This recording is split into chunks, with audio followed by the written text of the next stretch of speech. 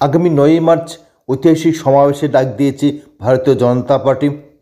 আস্তাবল ময়দানে triple engine সরকারের অন্যতম শরিক বিজেপি দলের তরফ থেকে যে ঐতিহাসিক সমাবেশে ডাক দেওয়া হয়েছে, সেই সমাবেশ হবে সম্পূর্ণভাবে বিজেপি নিয়ন্ত্রিত ঐতিহাসিক সমাবেশ।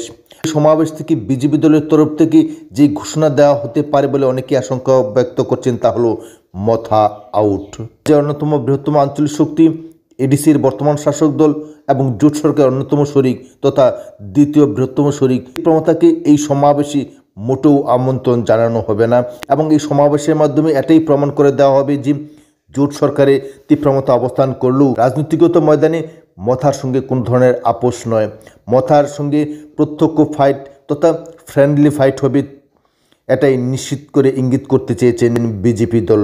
প্রশ্ন হচ্ছে 2028 বিধানসভা নির্বাচন হতে এখনও যথেষ্ট সময় বাকি রয়েছে, কিন্তু তাহলে বর্তমানে যে সরকার চলছে তা কি বিজেপির সরকার নাকি জোট সরকার? এই নিয়েও জনমনে ব্যাপক প্রশ্ন দেখা দিয়েছে।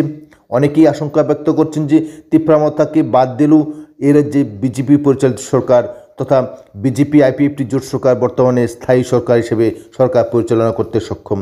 তীব্রমতা দলের তরফ থেকে বিশেষত তীব্রমতা সুপ্রিম প্রদ্যুৎ কিশোর দেববর্মন ব্যাপকভাবে বিজেপি বিরোধী প্রচার করে চলছেন। বিজেপি বিরোধী প্রচারে দলকে উৎসাহিত করে চলছেন। রবীন্দ্র শতবার্ষিকী ভবনে তীব্রমতা দলের যুব সংগঠনের যে ঐতিহাসিক গণকনভেনশন অনুষ্ঠিত হয়েছিল, সেখানেও বিজেপি দল কেন্দ্রীয় সরকার এবং রাজ্যের বিজেপি নেতৃত্বের বিরুদ্ধে ব্যাপক বিস্ফোরণ ঘটিয়েছিলেন প্রদ্যুৎ কিশোর দেববর্মন।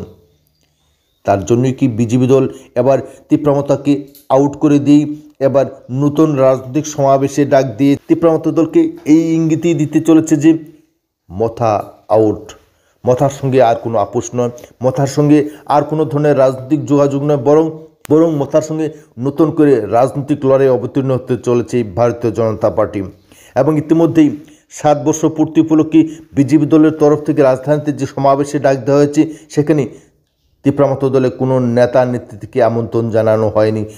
শুধু তাই নয়, তীব্রমতা দলের সুপ্রিম প্রদ্যুৎ কিশোর দেববর্মনকেও এই সমাবেশে আমন্ত্রণ জানানো হয়নি বলে জানা গিয়েছে। এই ঘটনা থেকে এটাই প্রমাণ করছে যে তীব্রমতা দলকে কোনোভাবেই আজ আর পাত্তা দিতে চাইছে না ভারতীয় জনতা পার্টির ত্রিপুরাজ্য কমিটি। এবং এই ঘটনা থেকে এটাই প্রমাণ করছে যে জোট রাজনীতি থেকে বিজেপি দল ক্রমশই দূরে সরে যাচ্ছে।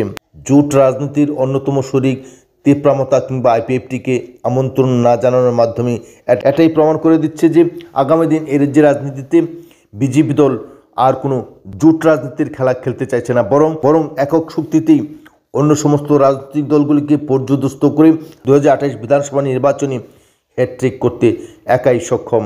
এবং রাজধানীর এই সমাবেশ সম্পূর্ণভাবে এটাই ইঙ্গিত করছে যে 2028 হবে সম্পূর্ণভাবে বিজেপি নিয়ন্ত্রিত সরকার এবং সেই সরকারে তীব্রমতার কোনো উপস্থিতি থাকবে না, তীব্রমতা দলের সঙ্গে রাজনৈতিক সংযোগ থাকবে না, তীব্রমতার রাজনৈতিক প্রভাব থাকবে না, অর্থাৎ তীব্রমতা মুক্ত রাজনৈতিক সমাবেশ হতে যাচ্ছে রাজধানী আগরতলার এই সমাবেশ।